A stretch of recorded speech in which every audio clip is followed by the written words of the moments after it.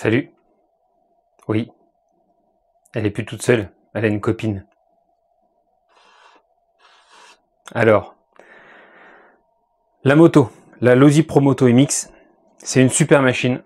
Tu peux rouler en tout terrain, tu peux rouler sur piste ou parking avec les pneus slick ou pseudo rainurés Proline. Ils vont très très bien. C'est une moto avec gyro. Alors, je vais appeler ça gyroscope, m'en voulez pas, c'est pas le nom exact. En gros, ça s'associe à un gyroscope. On peut lier ça. Votre moto, elle va corriger l'assiette de la moto, que ce soit en l'air, quand vous faites une roue, quand vous prenez les virages. En gros, elle va compenser toutes les erreurs que le pilote peut faire, ce qui la rend plutôt simple à prendre en main. Alors, je parle en piste ou en parking, hein, sur un endroit dégagé. En tout terrain, c'est un peu plus compliqué. Moi-même, j'en ai fait l'expérience, c'est plus dur en tout terrain. Et du coup, c'est une machine qui reste abordable, on va dire, pour tout le monde.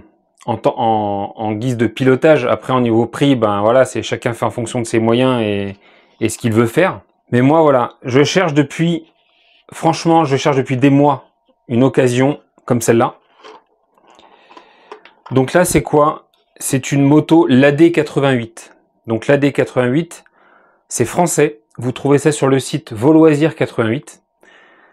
Le patron de cette entreprise, c'est Olivier Sampietro. Je ne sais pas si vous connaissez. C'est en gros quelqu'un qui a fait du championnat de France. Mais en gros, c'est lui qui a développé la moto. Et là, elle est de fabrication 100% française. Vous avez plusieurs marques dans les motos type piste. Vous avez la Ladé, vous avez M1, qui est plus bas vers Lyon, que j'ai essayé de contacter pour en acheter une, mais ils m'ont jamais répondu. Donc, j'ai pas donné suite. Vous avez également Jaber, la marque Jaber, et encore d'autres marques. Ce que je trouvais sympa avec la D88, c'est que c'est évidemment français, et qu'en plus, dès qu'il y a besoin de pièces, ou de faire une amélioration, ou faire une modif, déjà, soit on peut contacter Olivier, que j'ai contacté par mail, au tout début, je vous explique un peu, et puis vous pouvez avoir les pièces rapidement. Évidemment, c'est des pièces spécifiques à la moto, vous ne retrouverez pas dans les autres magasins, il faut aller chez Voloisir 88. Olivier Sampietro, donc du coup je l'ai contacté par mail pour avoir des renseignements, savoir sur quelle machine m'orienter. Je ne savais pas si je devais prendre, parce qu'il y a 3 gammes de machines. Il y a la version de base, une machine de base en version métal, alu pour le châssis, sans frein, la fourche à ressort, les deux fourches, que ce soit avant ou arrière à ressort, et le vérin et sans vérin de direction. Lui m'a conseillé, et sans disque, enfin voilà, elle est vraiment de base. Vous devez rajouter les roues, l'électronique. En gros, vous vous en tirez pour une moto à 500 €, je pense. Dans les autres, 500 €. Pour commencer. Au final, moins cher que celle-là. Et puis, j'hésite. Franchement, j'étais pas trop à me lancer. Je me suis dit, écoute, si à Noël, j'ai rien trouvé, je me l'offre pour Noël. La moto en stock. De base, il m'a même pas conseillé de prendre la moto la plus élevée, donc c'est quelqu'un qui est de bon conseil. Il te conseille pas de dépenser 700 € direct. Pour débuter, il te conseille de commencer par une moto à 300 €. Le châssis de base est à 300 €. Et puis là, celle-là, je l'ai trouvée hier, sur le Bon Coin, encore. Sauf que, avec ma mauvaise expérience du Super Bajaré 2, j'ai été un peu frileux. Et puis la personne qui la vendait, Tanguy, que je salue, qui regarde sûrement la vidéo, il est pas loin, il est en Aveyron. Du coup, on s'est donné rendez-vous, on s'est appelé, et puis le lendemain, aujourd'hui, on s'est retrouvés, je viens juste de rentrer, on s'est retrouvés, j'ai pu tester quelques secondes la moto sur parking, parce qu'on était sur une heure de repos sur une autoroute, donc je vous laisse imaginer que c'est pas facile de tester ça, surtout une première fois. Et voilà ce qu'il m'a vendu. Alors la carreau est abîmée, mais pour mes premiers roulages, très honnêtement, ça ne me pose pas de problème parce que je sais que elle va subir la carrosserie. Par la suite, j'en reprendrai une plus jolie, mais c'est quand je maîtriserai mon sujet. Hop, donc on ôte cette partie-là de la carrosserie. La partie avant, donc il y a 2 vis à enlever derrière, je vais les enlever tout de suite pour vous montrer un petit peu à quoi ça ressemble. Voilà, pour le cache du dessous, c'est juste 2 vis à l'arrière. Et on se retrouve avec le châssis, donc là, avec le petit support. D'un côté avec la carrosserie, et l'autre côté Ah, ou avec la batterie. Donc là, j'ai la batterie dessus. Évidemment, je viens de la tester. Alors, nous avons... Donc là, la machine, c'est la version la plus haut de gamme. C'est la Superbike. Pour débuter, je suis conscient que c'est pas forcément l'idéal. Les connaisseurs me le diront certainement en commentaire. Parce que c'est beaucoup plus rigide, beaucoup plus fin comme pilotage que la basique. Donc là, on a la version Superbike. Donc elle est full carbone. Si ce n'est le bras oscillant, évidemment, qui est en alu. C'est un monobras, le bras oscillant arrière. Donc c'est un monobras, vous voyez. On a les flasques, les jantes carbone, avec des contrepoids. Donc je vous explique après comment ça fonctionne. Il me fournit avec deux petites LiPo 2S. Donc là, c'est des Orion Ranger 60C en 5000 mAh. Donc c'est une nouvelle marque que je vais tester. Lui, il a fait 6 packs avec une et 2 avec l'autre. Donc en gros, les LiPo sont neuves. Je croyais qu'il fallait démonter. Maintenant, ça rentre au chausse-pied, les LiPo là. Donc voilà, deux petites LiPo 2S Orion. Donc c'est un variateur. Alors il n'a pas trop su me dire, mais j'ai cru reconnaître le BL120.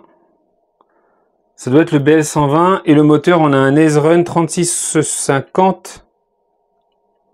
Ça m'intéresse de savoir un petit peu ce que c'est. Donc c'est un Ace-Run 5,5T. Ok, donc apparemment, quand tu accélères un peu fort, la moto, elle cabre. Donc il va vraiment falloir que j'aille tranquille au début. Donc là, l'amortisseur arrière est démonté, je vais vous expliquer aussi. Il y a plein de choses à dire sur cette moto. Donc là, pour moi, c'est une grosse découverte. Je vais rentrer enfin dans le monde moto comme moi je l'aime, c'est-à-dire les vrais pistards. Il me tardait d'essayer ça. Et puis bah là, enfin, il m'a fait un prix intéressant, je trouve. En gros, c'est à peine plus cher que ça. Un petit peu plus cher que ça, quand même. Mais sauf que là, bah, elle est prête à rouler avec de l'hypo. Et on a un truc plutôt intéressant avec un jeu de roue en plus. Là, celui-là, il commence à être un petit peu mangé sur le côté gauche. Donc en fait, les pneus, il faut qu'ils soient plutôt bien arrondis. Dès qu'ils commencent à avoir un angle ici, là, bah, la moto va tendance à avoir un peu tendance pas à tomber, mais elle va tomber un peu dans le virage, sans vraiment tomber. Ensuite, il nous a mis, parce que ça, c'est pas d'origine, les petites rondelles cuvettes anodisées orange. On a une couronne en 58 dents, je crois. Il me semble que c'est 58 dents pour la couronne. On a le frein à disque avant. On a le vérin de direction. Donc là, c'est un vérin hydraulique. La fourche avant est hydraulique aussi. Elle est full option. Et on a une transmission par courroie également. C'est soit par chaîne, soit par courroie. Dans la version stock et dans la version Superbike, c'est soit par chaîne, soit par courroie. Donc là, elle est en courroie. C'est du super matos. Ça pèse rien comparé à celle-là. Je pense que ça fait la moitié du poids. Je vais pas m'amuser à peser comme ça, mais à moins que ça vous intéresse, je vous le dirai. Mais c'est vraiment du beau matériel. Il va falloir le temps que je prenne en main. On a un cerveau SRT, donc là c'est des c'est des cerveaux adaptés à la moto. Vous voyez, c'est pas une taille standard. Donc c'est un 8H, non c'est un BH95. Et en puissance, je sais pas ce qu'on a. Mais en gros, pour ce type de machine, il n'y a pas besoin d'avoir 50 kg. Hein. Donc voilà, c'est vraiment magnifique. Donc le vérin de direction, lui, va jouer le rôle de rappel pour la direction. Vous voyez, quand je relâche la roue, bah, c'est le vérin qui fait revenir la roue à sa position initiale. Voilà. Et donc là-dessus, bah, on jouera un petit peu sur le trim pour régler un peu parce que la direction est ici. Donc quand je vais quand je vais tourner à gauche, la roue va aller à droite, c'est l'inverse. Si je veux aller à gauche, la roue, il faut qu'elle aille à droite. Et comme ça, je vais prendre le virage à gauche. Les motards le savent, mais bon, les autres peut-être pas. Il a juste pas raccordé le frein à disque avant. Donc moi, pour l'instant, je vais m'entraîner sans le frein à disque. Et ensuite, je ferai des essais avec. On verra. Mais pour l'instant, je vais rouler sans. Ensuite, il m'a pas... En fait, il a enlevé l'amortisseur une fois que j'ai testé là, parce que le récepteur, ben, il se trouve en dessous, dans une petite boîte de réception imprimée en 3D. Donc ça, c'est fourni par avec la moto sur la version de base. Vous n'avez rien, c'est juste vous mettez en gros un ballon de baudruche pour faire étanchéité pour pas que votre récepteur soit mouillé. Là, ils fournissent une petite boîte de réception en plus qui est derrière, qui est fixée sur le bras oscillant. C'est comme disent certains, c'est de toute beauté. Ben ouais, c'est ça, hein, c'est vraiment de la belle mécanique. Il n'y a que le support lipo, là je regarde un petit peu, il n'y a que le support lipo qui est en alu. Il y a uniquement ça. Mais même quand on regarde sur le site de Volozers 88, on n'a pas les pièces anodisées d'une autre couleur. C'est forcément couleur argent. Comment? Du coup, il n'y a pas de gyroscope, il n'y a rien là. Sur cette moto, il n'y a pas de gyroscope. Celle-là, je vous ai dit, quand on l'allume, ça fait un bruit d'avion, un avion de chasse là. Celle-là, quand on le démarre, il n'y a aucun bruit. Pourquoi? Parce que tout se passe au niveau des roues. Vous pouvez mettre des poids à l'intérieur. Des poids où... Enfin, c'est des anneaux... alors, je sais plus le nom qui leur donne. Mais c'est des anneaux avec des poids. C'est lesté. Plus ou moins vous mettez de poids, plus ou moins ça va vous aider à redresser la moto. À avoir un effet gyroscopique. La masse va être en... La roue va être en rotation. Donc quand vous tournez, c'est comme une roue de vélo, vous faites tourner très vite. Quand vous l'inclinez, bah, il y a une résistance. Et ben là, c'est le même principe sur la moto. Donc c'est ça qui va nous aider à redresser ou pas la moto. Donc évidemment, pour pouvoir tourner et ne pas la ramasser toutes les 2 secondes, bah, il faut avoir un minimum de vitesse. Si tu roules au ralenti comme celle-là, tu peux le faire. Celle-là, tu peux rouler à 3 km/h et puis marcher à côté, il n'y a pas de problème. Celle-là, ça me paraît beaucoup plus compliqué de le faire. Donc voilà pour la petite présentation du jour. J'oublie juste ces petits bouts plastiques, donc qui se mettent de chaque côté quand elle est en ordre de marche. Évidemment, c'est pour régler l'angle maxi que vous voulez prendre avec la moto. Donc déjà, ça va protéger la moto dans les virages. Et puis deuxièmement, vous pouvez les recouper quand vraiment vous maîtrisez. Et puis prendre un angle vraiment maximum. Ça dépasse les 65-70 degrés, je crois, d'angle. Enfin, c'est énorme. C'est plus que les motos GP font entre 65 et 67. Là, c'est encore pire. La moto est vraiment couchée, quoi. Pour vous donner un ordre d'idée, voilà, elle se retrouve au max comme ça. C'est un autre monde. Contrairement à celle-là, voilà, on peut les mettre côte à côte, là. Il y a un angle vraiment monstrueux.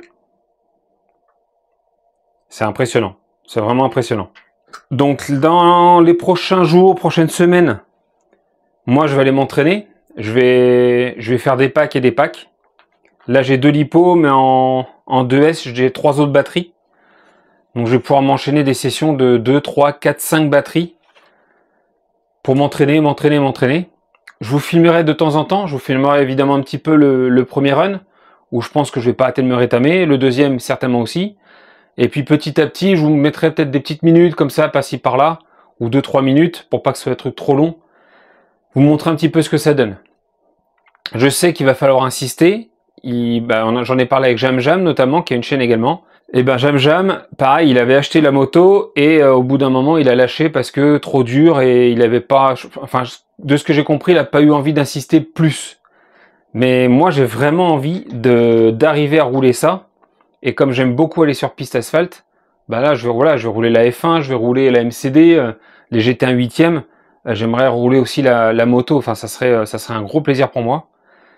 Et puis c'est pas courant. Il y a peu de gens qui en ont. J'en ai encore jamais vu, hormis au Val d'Argent, mais elle n'a pas roulé. Et Tanguy, lui, en a une deuxième. Donc on roulera peut-être ensemble à Saint-Affrique. On verra. Sur ce, je souhaite à tous et toutes une très bonne journée, très bon dimanche. Et comme d'habitude, bisous, caresses. Salut!